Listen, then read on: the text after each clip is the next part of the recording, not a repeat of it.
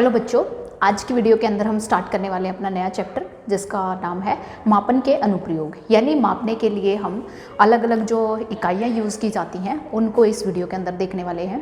तो देखिए, वैसे तो मापन से रिलेटेड काफ़ी कम क्वेश्चन जो हैं वो एग्ज़ाम में पूछे गए हैं। जैसे पिछले ईयर के जो एग्ज़ाम्स हैं उनमें काफ़ी कम पूछे गए हैं। सिर्फ एक जो टाइम और जो समय से रिलेटेड कुछ क्वेश्चन हैं जो लगातार बार बार रिपीट होते आ रहे हैं। तो सबसे पहले जो हमारा इम्पोर्टेंट टॉपिक है वो इस वीडियो के अंदर हम करने वाले हैं और इसके अंदर हम डिस्कस करने वाले हैं समय से रिलेटेड, यानी जो भी हमारी घड़ी, समय और कैलेंडर से रिलेटेड जो भी पिछले सालों से क्वेश्चन पूछे गए हैं उनको इस वीडियो के अंदर डिस्कस करेंगे। तो देखिए, इस चैप्टर का सबसे इम्पोर्टेंट पार्ट यही है, इसी से रिलेटेड ज़्यादातर क्वेश्चन एग्जाम में आते हैं।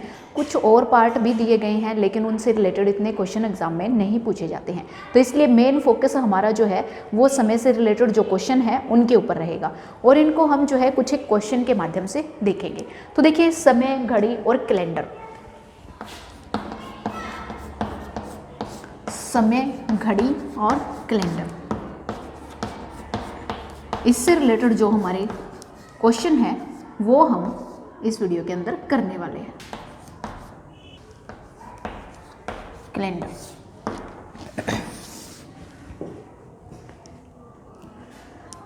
तो देखिए मेनली हम समय के लिए दो इकाइयों का प्रयोग करते हैं। तो देखिए वो इकाइयाँ कौन सी हैं, एक तो हमारी मिनट है और दूसरा है घंटा, आवर। वैसे तो सेकंड का भी प्रयोग किया जाता है लेकिन ज़्यादातर यूज़ होता है हमारा घंटा और मिनट। तो देखिए इसके अंदर हम किस तरीके से आवर्स को मिनट में चेंज करते हैं या मिनट्स को सेकंड्स में चेंज करते हैं ये हम देखेंगे। तो देखिए, अगर हम बात करें घंटा से, हम शुरुआत करते हैं। जो सबसे बड़ी इकाई होती है समय की वो है घंटा। तो देखिए एक घंटे में, एक घंटा किसके बराबर होता है? एक घंटा होता है 60 मिनट्स के बराबर। तो देखिए एक घंटे में 60 मिनट होते हैं, ठीक है। उसके बाद देखिए एक मिनट में होती हैं 60 सेकंड्स, यानी 60 सेकंड्स। इस हिसाब से जो हमारा एक घंटा है उसके अंदर सेकंड कितने हो जाएंगे? उसके अंदर हो जाएंगे 60 मिनट और इसको 60, एक मिनट में कितनी सेकंड होती है? 60, तो इसको 60 से मल्टीप्लाई कर दो तो ये हो जाएंगी हमारी 3600 सेकंड्स। 3600 सेकंड, यानी एक घंटे में कितनी सेकंड होती है? 3600। एक घंटे में मिनट कितनी होती है? 60 मिनट होती है और एक मिनट में जो है सेकंड कितनी होती है? 60 सेकंड होती है, ठीक है। तो ये हमारे कुछ बेसिक्स जो हैं वो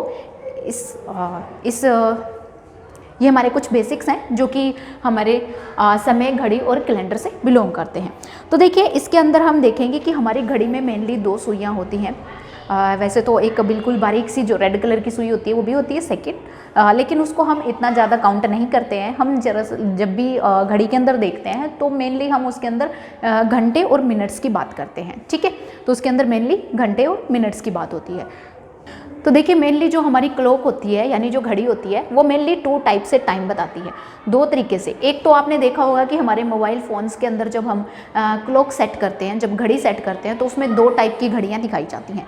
एक तो होती है कि आपको 1 बजे से लेकर 24 बजे तक का टाइम दिखाती है, 1 बजे से लेकर 24 बजे इतना टाइम दिखाया जाता है। एक होती है कि आपकी जो है 1 से लेकर 12 बजाती है, पहले ये होते हैं सुबह तक, 1 से लेकर 12 बजे ये होते हैं सुबह के, और दूसरे होते हैं फिर शाम यानी दोपहर के बाद, जो 12 बजे से दोबारा से स्टार्ट हो जाते हैं 12 बजने के बाद, फिर से रात के 12 बजे तक, ठीक है। तो ये जो है शाम के होते हैं। तो इनको किससे डिनोट किया जाता है? यानी जो दोपहर के बाद होता है, दोपहर के बाद का जो टाइम होता है, ठीक है। तो देखिए जो सुबह का टाइम होता है उसको दरअसल दिखाया जाता है, इसके लिए 2 यूनिट्स प्रयोग की जाती हैं। जो सुबह का टाइम है उसको दिखाते हैं हम AM के द्वारा, AM लिखते हैं। ऐसे ही जो है दोपहर के बाद का जो टाइम है उसको दिखाया जाता है PM के द्वारा। वो कैसे? देखिए, अगर हम कहें कि सुबह के 9 बजे हैं, अगर हमने बताना है कि सुबह के 9 बजे हैं, अगर हमने सुबह के 9 बजे बताना है तो हम उसको कैसे लिखेंगे? तो देखिए इस तरीके से लिखेंगे और उसके पीछे लगाएंगे हम AM, ठीक है। तो इसका मतलब ये है कि सुबह के 9 बजे हैं। अगर हमने 9 बजे ऐसे लिखा और उसके पीछे लिख दिया हमने PM, तो इसका मतलब ये शाम के 9 बजे हैं, यानी जो रात वाले हैं वो 9 बजे हैं, ना कि सुबह वाले, ठीक है। तो इसलिए ये चीज़ आपने ध्यान रखनी है। तो ये जब सुबह का आपने टाइम दिखाना है तो आप AM के द्वारा दिखाएंगे, और अगर अपने दोपहर का टाइम दिखाना है तो आप PM के द्वारा दिखाएंगे। ठीक है, तो ये जो है 2 टर्म हमारे लिए यूज़ की जाती हैं, तो इनका आपने ध्यान रखना है। तो देखिए ये कुछ बेसिक्स थे जो हमारे इस टॉपिक से रिलेटेड है। अब हम बात करेंगे कुछ एक क्वेश्चंस के बारे में जो कि पिछले एग्जाम्स के अंदर पूछे गए हैं। तो देखिए अब हम क्वेश्चंस के माध्यम से अपना ये टॉपिक स्टार्ट करने जा रहे हैं।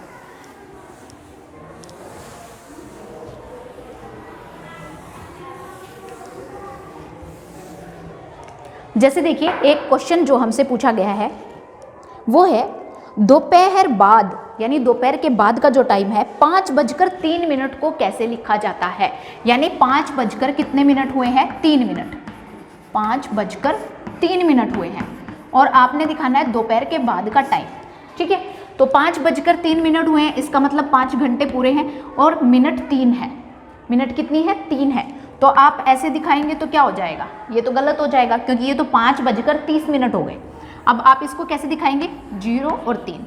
अब देखिए अब ये टाइम बिल्कुल सही है, यानी 5:03 हुए हैं, लेकिन उसने दोपहर के बाद का टाइम बोला है, तो आप यहाँ पर क्या करेंगे, PM लिखेंगे या AM। तो यहाँ पर हम जो है PM से इसको दिखाएंगे। ठीक है, तो 5 बजकर दोपहर के बाद का जो टाइम है 5:03 वो क्या हुए हैं, PM हुए हैं, ना कि AM। ठीक है, तो आपसे अगर ऑप्शन में दिया गया है AM भी लिखा है साथ में, तो वो वाला क्वेश्चन गलत होगा। आपने जिसके साथ PM लिखा है वो क्वेश्चन सही होगा। ठीक है, तो इस टाइप का क्वेश्चन जो है वो एग्जाम में आ सकता है। आगे देखिए दूसरा क्वेश्चन हम डिस्कस करते हैं। देखिए इस टाइप के काफ़ी सारे क्वेश्चन जो हैं वो एग्जाम में आए हुए हैं जो अभी हम करने जा रहे हैं। तो इसके अंदर देखिए शाम ने 13 मई 2007 को प्रातः 11:55 पर, यानी 11:55 बजे रेलगाड़ी से यात्रा आरंभ की। ठीक है, कितने बजे आरंभ की थी, प्रातः यानी सुबह 11:55 हो चुके थे सुबह के, उस टाइम पर उसने यात्रा प्रारंभ की थी। आगे वो कहता है वह कोयम्बटूर 15 मई, और ये कब स्टार्ट की थी उसने, 13 मई को स्टार्ट की थी, 13 मई। अब उसने कहा है कि वो 15 मई को कोयम्बटूर पहुंचता है, कितने बजे पहुंचता है वो देखना है हमने। तो देखिए ये पहुंचता है प्रातः 9:30 पर, यानी सुबह के 9:30 पर। सुबह के बोला है, इसका मतलब दोनों AM है। ठीक है, तो ये भी सुबह चला था वहाँ पर, लेकिन 15 तारीख को जो है वो 9:30 बजे पहुँचा है। आगे उसने पूछा है कि यात्रा की कुल अवधि ज्ञात कीजिए, यानी उसको यात्रा करने में कितना टाइम लगा ये हमने निकालना है। तो देखिए हम कैसे निकालेंगे, तो देखिए 13 मई को जो है 11:55 पर वो चला था। ठीक है, इसका मतलब पूरा का पूरा जो 14 मई है उसने पूरा का पूरा जो है अपनी यात्रा में जो है वो खर्च किया। तो हम देखते हैं कि जो 13 मई से अगर हम 14 मई की बात करें तो 14 मई को 11:55 पर उसको पूरे के पूरे 24 घंटे हो जाते हैं। ठीक है, अगर आप 13 मई से 14 मई तक का काउंट करें तो यहाँ पर कितने घंटे हो जाएंगे टोटल, यहाँ पर हो जाएंगे 24 घंटे, मतलब पूरा एक दिन हो गया। ठीक है, 24 घंटे हो गए। उसके बाद देखिए फिर जो है यहाँ पर 14 मई से हमने 15 मई में जाना है। ठीक है, तो देखिए 14 मई से जब आप 15 मई तक पहुंचेंगे तो आपको रात के 12 बजे तक, तो देखिए यहाँ से फिर आप 15 मई के रात के 12 बजे तक टाइम देखिए कितना हो जाता है। रात के 12 बजे तक कितना टाइम हो जाता है, 12 बजे तक ये टाइम देखना है। तो देखिए यहाँ पर कितना होगा, तो देखिए ये 11:55 है, अगर 5 मिनट और हो जाए तो यहाँ पर 12 बज जाएंगे। तो 12 से लेकर दोपहर के 12 से लेकर रात के 12 तक कितने घंटे हो गए, टोटल 12 घंटे, क्योंकि आप दोपहर के 12 बजे से लेकर रात के 12 तक काउंट करेंगे तो 12 घंटे होंगे और 5 मिनट ये। तो इसका मतलब यहाँ दोनों में कितना टाइम हो गया, यहाँ दोनों के बीच का टाइम हो गया कितना, 12 घंटे और कितनी मिनट है, 5 मिनट। ठीक है, 12 घंटे और 5 मिनट। लेकिन अभी भी वो पहुंचा नहीं है, अभी भी रात के 12 ही बजे हैं। यहाँ पर पहुंचा कितने बजे हैं, सुबह के 9:30। तो देखिए 15 मई को वो कितने बजे पहुंचता है, 9:30, यानी 9:30 पर इस टाइम पर पहुंचता है। अब देखिए रात के 12 से लेकर 9:30 बजे तक का टाइम देखिए कितने घंटे हो जाएंगे, सीधे 9:30 हो जाएंगे, क्योंकि 12 बजे के बाद कितना बजेगा, 1 2 3 4 5 6 7 8 9, तो 9 और आधा घंटा ये, तो कितने हो गए, ये हो गए हैं हमारे 9 घंटे और 30 मिनट, 9 घंटे और 30 मिनट। अब देखिए कि हमने बताना है कि उसको यात्रा में कुल कितना टाइम लगा, तो हम क्या करेंगे, इन सबको जोड़ देंगे। इन सबको जोड़ देंगे तो हमारा टाइम आ जाएगा। अब देखिए घंटे के अंदर घंटे जोड़ने, हमने मिनट के अंदर मिनट जोड़ना है। अब देखिए 24 घंटे में 12 घंटे जोड़ेंगे, कितने हो जाएंगे, 36 घंटे। 36 में 9 घंटे और जोड़ दो, 45 घंटे। तो टोटल घंटे कितने हो गए हैं, 45। उसके बाद देखिए मिनट कितनी है, 30 मिनट ये, 5 मिनट ये, यहाँ पर मिनट नहीं है तो 35 मिनट। तो देखिए उसको जो है यात्रा में कितना टाइम लगा है, उसको यात्रा में टाइम लगा है 45 घंटे और 35 मिनट। ठीक है, इतना टाइम उसको लगा है। तो इस टाइप के काफ़ी सारे क्वेश्चंस जो हैं वो पूछे गए हैं, इसलिए आपको जो है ये वाले टॉपिक बिल्कुल अच्छे से याद होना चाहिए। ठीक है, अब देखिए अब इसको नेक्स्ट क्वेश्चन के द्वारा हम देख लेते हैं कि नेक्स्ट क्वेश्चन एक हमें दिया हुआ है। एक बस नई दिल्ली से प्रातः 9:10 पर चलना आरंभ करती है और सायं 4:20 पर चंडीगढ़ पहुंचती है। पूरी यात्रा में लगा समय बताइए।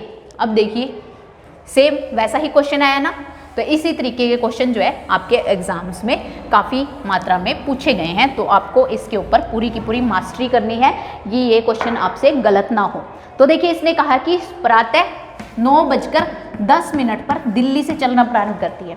ठीक है, एक बस, और वो जो है शाम को कितने बजे पहुंचती है, 4:20 पर, यानी पीएम पर पहुंचती है और एएम पर चलना स्टार्ट करती है। ठीक है, अब देखिए इसको कितना टाइम लगेगा। अब यहाँ से आप काउंट करना स्टार्ट कीजिए कि 12 बजे तक कितना टाइम होगा और 12 बजे के बाद कितना टाइम होगा। ठीक है, यानी 12 बजे तक काउंट कीजिए आप। 9:10 हुए हैं और आपने जो है 12 बजे तक काउंट करना है। ठीक है, तो कैसे काउंट करेंगे आप, या अगर आप डायरेक्ट काउंट करना चाहते हैं तो यहाँ पर देखिए 9:10 हुए हैं, आगे देखिए आगे कितना होगा, 10:10 आपका 1 घंटा हो जाएगा। ठीक है, उसके बाद देखिए 11:10 पर कितने घंटे हो जाएंगे, 2 घंटे हो जाएंगे। उसके बाद देखिए 12:10 पर कितने घंटे हो जाएंगे, 3 घंटे, और 12 बजे के बाद क्या बजेगा, 1। ठीक है, 1:10 पर 4 घंटे। उसके बाद 2:10 पर कितने घंटे, 5 घंटे हो जाएंगे। 3:10 पर कितने घंटे हो जाएंगे, 6 घंटे। उसके बाद 4:10 पर कितने घंटे हो जाएंगे, 7 घंटे। अब देखिए 4:20 हुए हैं और 4:10 पर 7 घंटे हैं। 4:10 पर कितने हो गए, पूरे के पूरे 7 घंटे हो गए। लेकिन ये क्या है, 20 है और यहाँ पर कितना है, 10 है। इसका मतलब 10 मिनट और ज़्यादा लगे हैं उसको, तो इसका मतलब 7 घंटे और कितनी मिनट लगी हैं, 10 मिनट। ठीक है, इतना टाइम उसको दिल्ली से चंडीगढ़ पहुँचने में लगा है। तो ये आपका आंसर हो जाएगा। ठीक है, आप 9:10 से काउंट करना स्टार्ट करेंगे। 9:10 के बाद काउंट करेंगे, 10:10 1 घंटा, 11:10 2, 12:10 3, उसके बाद 1:10 4, 2:10 5, 3:10 6, 4:10 कितने हो गए, 7 घंटे। और उसके बाद यहाँ पर 20 मिनट दिया हुआ है, इसका मतलब 10 मिनट जो हैं वो एक्स्ट्रा लगे हैं। तो इसका मतलब क्या हुआ कि उसको पहुँचने में 7 घंटे और 10 मिनट यहाँ पर लगे हैं। ठीक है, तो ये जो है आपका इस टाइप का क्वेश्चन जो है वो एग्जाम में आ सकता है।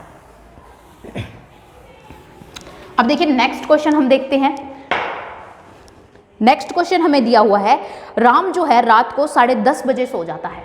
ठीक है, 10:30 पर सो जाता है और 5:50 पर उठ जाता है, यानी वो 10:30 पर सोता है रात को पीएम।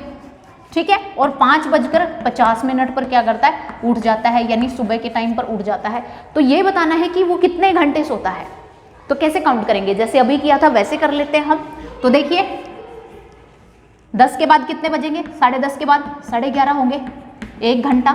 12:30 2 घंटे, 12:30 के बाद कितने बजेंगे, 1, 1:30, यानी 1:30 बजेगा। ठीक है, तो कितने घंटे, 3, 2:30 बजेंगे, कितने घंटे, 4। उसके बाद देखिए 3:30 बजेंगे तो घंटे 5, 4:30 बजेंगे तो कितने घंटे हो जाएंगे, 6। उसके बाद देखिए 5:30 बजेंगे तो कितने घंटे हो जाएंगे, 5:30 बजेंगे तो यहाँ पर 7 घंटे हो जाएंगे। तो देखिए 5:30 पर यानी 5:30 बजे उसको पूरे के पूरे 7 घंटे हो जाएंगे। लेकिन वो आगे और 50 मिनट तक एक्स्ट्रा सोता है, मतलब 30 से आगे वो कितनी करता है, 50। तो इसका मतलब यहाँ पर कितनी मिनट और एक्स्ट्रा है, यहाँ पर 20 मिनट और एक्स्ट्रा है। इसका मतलब वो 7 घंटे और 20 मिनट तक सोता है। ये हमारा आंसर आ जाएगा कि 7 घंटे 20 मिनट तक वो सोता है। ठीक है, आगे देखिए नेक्स्ट क्वेश्चन जो है वो हमें दिया हुआ है, एक बस दिल्ली से देहरादून प्रातः कितने बजे चलती है? 10:15 बजे, 10:15 पर चलती है और पूरी यात्रा 6 घंटे 30 मिनट में पूरी कर देती है। अब देखिए क्वेश्चन क्या पूछा है। ठीक है, अब की बार जो है थोड़ा सा घुमा के क्वेश्चन पूछा है। इन्होंने कहा है कि वो दिल्ली से देहरादून चलती है और सुबह जो है 10:15 पर प्रातः AM के टाइम पर वो चलना स्टार्ट करती है। उसके बाद वो कहता है कि उसको पूरी यात्रा में 6 घंटे 30 मिनट लगते हैं, यानी पूरे के पूरे उसको 6 घंटे और 30 मिनट लगते हैं। तो बताना है कि वो कितने बजे देहरादून पहुंचती है। ठीक है, हमें बताना है कि देहरादून कितने बजे पहुंचती है। तो देखिए पहले तो हम 6 घंटे पूरे के पूरे काउंट करेंगे। तो यहाँ पर हमें 10:15 से आगे 6 घंटे काउंट करने हैं।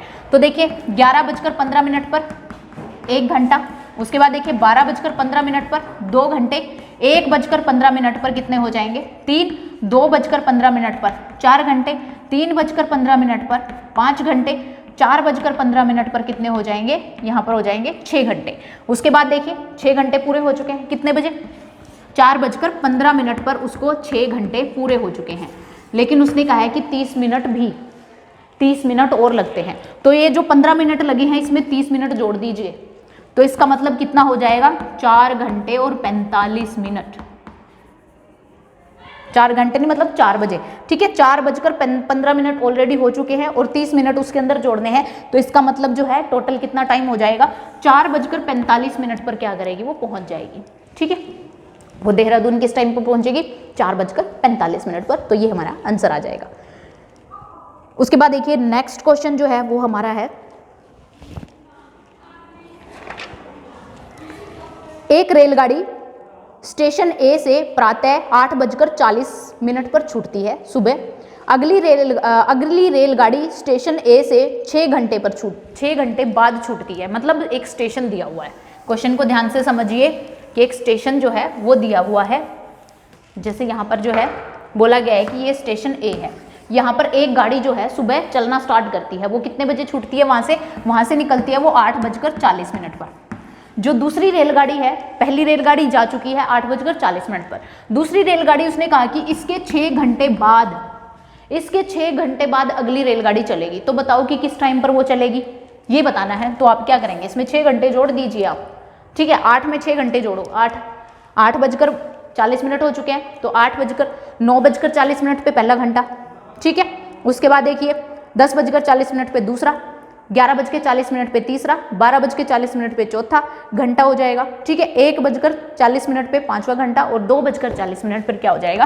पूरे के पूरे 6 घंटे जो है वो पूरे हो जाएंगे। ठीक है, तो इसका मतलब दूसरी जो रेलगाड़ी है वो 2:40 पर दोपहर को चलेगी। ठीक है, दोपहर का टाइम है, ये PM का है और ये AM का है जो स्टार्टिंग में सुबह चला था। ठीक है, तो देखिए ये हमारे जो है समय से रिलेटेड कुछ क्वेश्चन थे। अब देखिए हम कैलेंडर से रिलेटेड 2 क्वेश्चन डिस्कस कर लेते हैं। तो देखिए किस टाइप के कैलेंडर से रिलेटेड जो है वो क्वेश्चन पूछा जाता है। जैसे हमारे पास दिया हुआ एक क्वेश्चन कि उसने बोला है कि 1 अप्रैल 2005 को शुक्रवार था, यानी 1 अप्रैल 2005। ठीक है, 2005 को क्या बोला उसने? इस दिन क्या था? शुक्रवार था, शुक्रवार। ठीक है, आगे वो कहता है, पूछता है हमसे कि 1 मई 2005 को कौन सा दिन होगा? 1 मई 2005 ये आपने निकालना है। ठीक है, अप्रैल के बाद मई आता है। ठीक है, तो अब देखिए 1 अप्रैल 2005 को शुक्रवार दिया हुआ है, तो इसके लिए हमें कुछ बेसिक चीजें याद रखनी है। वो देखिए क्या है कि आपने याद रखना है इसके अंदर कि जब हम पहले दिन जब कोई डे हमें दिया होता है तो उसके अंदर जैसे ही हम 7 ऐड करते हैं तो जो अगला 8वां जो दिन होगा वो सेम डे होगा। यानी मान लेते हैं कि आज 1 अप्रैल को क्या है, यहाँ पर शुक्रवार है। ठीक है, उसके बाद 1 में हमने क्या किया? 7 जोड़ दिया, तो 8वां दिन, तो 8वां दिन 8 तारीख को दोबारा से शुक्रवार हो जाएगा। दोबारा से क्या होगा? शुक्रवार होगा। ठीक है, उसके बाद दोबारा से इसके अंदर 7 जोड़ दीजिए, 15। 15 को भी क्या होगा? शुक्रवार होगा। ठीक है, 15 को भी क्या हो जाएगा? शुक्रवार हो जाएगा। उसके बाद देखिए दोबारा से 7 जोड़ दीजिए इसके अंदर, तो कितना आ जाएगा? 22। 22 को भी क्या होगा? शुक्रवार होगा। 22 को कौन सा दिन होगा? शुक्रवार। ठीक है। उसके बाद देखिए दोबारा से 7 जोड़ दीजिए इसके अंदर, तो कितना आएगा 29। तो इसका मतलब 29 को भी क्या है, 29 को भी शुक्रवार है। तो 29 को भी शुक्रवार है। इसका मतलब ये हुआ कि 29 अप्रैल को क्या है, 29 अप्रैल को शुक्रवार है। 29 अप्रैल को भी क्या है, शुक्रवार। ठीक है, हमने निकालना कब है, 1 मई को। 29 के बाद क्या आता है, 30 अप्रैल आता है। 30 अप्रैल को क्या हो जाएगा, शुक्रवार के बाद कौन सा दिन आता है, शनिवार। शनिवार हो जाएगा। उसके बाद देखिए अप्रैल महीने में कितने दिन होते हैं, 30 ही दिन होते हैं। ठीक है, 31 नहीं होते, 30 ही दिन होते हैं। उसके बाद देखिए मई, 1 मई आ जाएगा। तो मई अगला दिन कौन सा होगा, शनिवार के बाद देखिए अगला दिन कौन सा है, रविवार। तो इसका मतलब 1 मई को कौन सा दिन होगा, रविवार होगा। ठीक है, तो इस तरीके से आपने ऐसे क्वेश्चन जो है वो निकालने हैं कि आपको अगर पूछा जाए कि इस दिन ये वाला दिन था तो उस डेट में कौन सा दिन होगा। ठीक है, इसका एक और क्वेश्चन यहाँ पर दिया हुआ है, एक क्वेश्चन और यहाँ पर डिस्कस कर लेते हैं। जैसे कि इसने दिया है कि किसी वर्ष में 31 मई को बृहस्पतिवार था, 31 मई को बृहस्पतिवार था। ठीक है,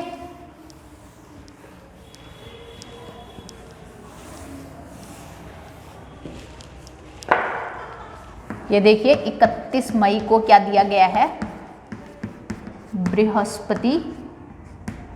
बृहस्पतिवार दिया गया है। ठीक है, बृहस्पतिवार दिया गया है। उसके बाद देखिए पूछा क्या गया है, उसी वर्ष के 30 जून को कौन सा दिन होगा, 30 जून को बताना है अब। ठीक है, तो देखिए 30 जून को क्या होगा, यहां पर देखिए 31 मई से आप 30 जून तक दिन गिनना स्टार्ट करेंगे तो कितना होगा। तो 31 मई के बाद देखिए 31 मई के बाद 32 मई तो आएगा नहीं, तो सीधा क्या आएगा, 1 जून आएगा। मई के बाद कौन सा महीना आता है, जून। तो इसका मतलब 1 जून आएगा। तो 1 जून से लेकर 30 जून तक कितने दिन हो गए टोटल, 1 से लेकर 30 तक तो 30 दिन हो गए ना, टोटल 30 हो गए। 1 से लेकर 30 तक काउंट करके देखो 30 ही दिन हो गए ना, तो 30 दिन हो गए। ठीक है, 30 दिन। अब आप क्या करेंगे, 30 दिन को 7 से भाग कीजिए, क्योंकि आपने देखा ना कि बार बार 7 7 7 7 जोड़ रहे हैं ना, तो उस दिन सेम डे होता है। तो आप क्या करेंगे, इसको 7 से भाग कीजिए। 7 से भाग करते हैं, 7 चौके 28, 28 आता है। तो देखिए 28 तक तो पूरे के पूरे सेम वही दिन रहेंगे। ठीक है, उसके बाद बच गए कितने दिन, 2, क्योंकि 30 में से 28 घटाएंगे, 2 दिन बच गए ना, तो 2 दिन एक्स्ट्रा है हमारे। यानी 28 तारीख को कौन सा दिन है, 28 तारीख को यही है, बृहस्पतिवार। ठीक है, 28 तारीख को क्या है, बृहस्पतिवार है। और बृहस्पतिवार से आगे कौन से 2 दिन हमने काउंट करने हैं, यानी 28 को जब बृहस्पतिवार है तो 29 को क्या होगा, 29 को बताओ क्या होगा, 29 को शुक्रवार होगा। ठीक है, और 30 को क्या होगा, 30 को जो है वो शनिवार होगा, शनिवार।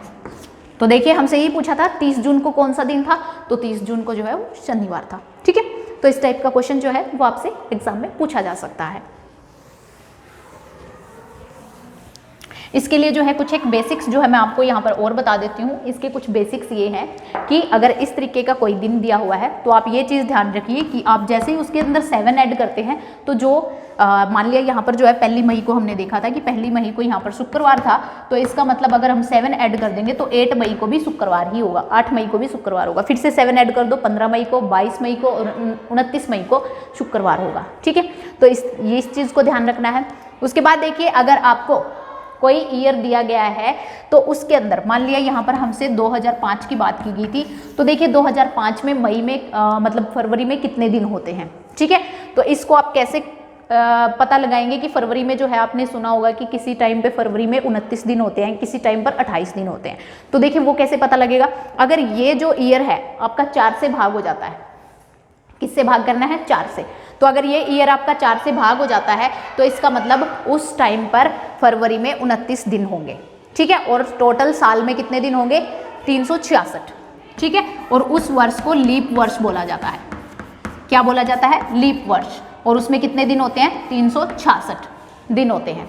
और जो सामान्य वर्ष होते हैं, सामान्य या साधारण वर्ष जो होते हैं, साधारण वर्ष जो 4 से भाग नहीं होते, उनके अंदर 365 दिन होते हैं, 365 दिन। और फरवरी में कितने दिन होते हैं, वहां पर 28 दिन। और लीप वर्ष में क्या हो जाएंगे, फरवरी में 29 दिन हो जाएंगे, क्योंकि जो एक एक्स्ट्रा डे है वो आपका फरवरी में ऐड हो जाता है। ठीक है, तो आप कैसे पता लगाएंगे, अब देखिए 2008 जो है वो 4 से भाग हो जाता है। तो इसका मतलब ये लीप वर्ष है, उस साल जो है फरवरी में 29 दिन आएंगे। 2005 4 से भाग नहीं होता, इसलिए जो है उस टाइम पर 365 दिन होंगे और फरवरी में 28 दिन आएंगे। ये चीज़ आपने ध्यान रखनी है, ये कुछ इसके बेसिक्स पॉइंट हैं। एक टाइप का क्वेश्चन और मैं आपको बता देती हूँ, एक टाइप का क्वेश्चन और जो आपके एग्जाम में पूछा गया है, आपसे जो है दिनों की संख्या पूछी गई है, किसमें 10 महीने दिए हैं आपको, 15 सप्ताह दिए गए हैं, 15 सप्ताह, और उसके बाद दिए गए हैं 13 दिन। तो बोला गया है कुल मिलाकर कितने दिन होंगे, कुल मिलाकर कितने दिन होंगे, ऐसा बोला गया है। तो अब इसमें जो है आपको ये नहीं बताया गया कि 10 महीने कौन से हैं, यानी जनवरी से लेकर दिसंबर जो है आपके अक्टूबर तक 10 महीने हैं, या फिर पहले 2 महीने छोड़कर मार्च से लेकर दिसंबर तक 10 महीने हैं, या बीच बीच में से किसी और दिन महीने को छोड़कर 10 महीने हैं, तो आपको नहीं पता। तो ऐसे में क्या करना है आपने, ऐसे के लिए आपने यहाँ पर महीने के 30 दिन ही काउंट करने हैं, यानी आपने 31 नहीं लेना, कहीं पर कोई 31 नहीं लेंगे आप, वहाँ पर 30 ही काउंट करेंगे। यानी एक महीने में कितने दिन काउंट करेंगे, वहाँ पर एक महीने में 30 दिन लेंगे, और 10 महीने में फिर कितने दिन हो जाएंगे, 10 को गुणा कर दो 30 से, कितने हो गए 300 दिन, 300 दिन हो गए ना, एक महीने में 30 दिन, और 10 महीनों में कितने हो जाएंगे, गुणा कर देंगे 300। आगे देखिए एक सप्ताह में दिन कितने होते हैं, एक सप्ताह में 7 दिन होते हैं, ठीक है, एक सप्ताह में कितने दिन होते हैं 7, तो 15 सप्ताहों में कितने दिन हो जाएंगे, 7 से गुणा कर दो, 15 सत्ते 105, ठीक है, और दूसरे 13 दिन ये आपको दिए हुए हैं 13 दिन, इनको जोड़ दो, टोटल आपके दिन आ जाएंगे, ठीक है, ये देखिए 8, ये हो जाएगा 1 और ये 4, तो देखिए 418 दिन, टोटल कितने दिन होंगे 418, ठीक है। तो इस टाइप से आपने ये क्वेश्चन करने हैं। तो यहाँ पर हमारे जो मेनली जितने भी टाइप के क्वेश्चन जो कि समय, घड़ी और कैलेंडर से पूछे गए हैं वो हम डिस्कस कर चुके हैं। कोई भी डाउट है तो आप मुझे कमेंट सेक्शन में लिख सकते हैं। इसी के साथ मैं आपसे इजाज़त लेना चाहूँगी। Bye bye.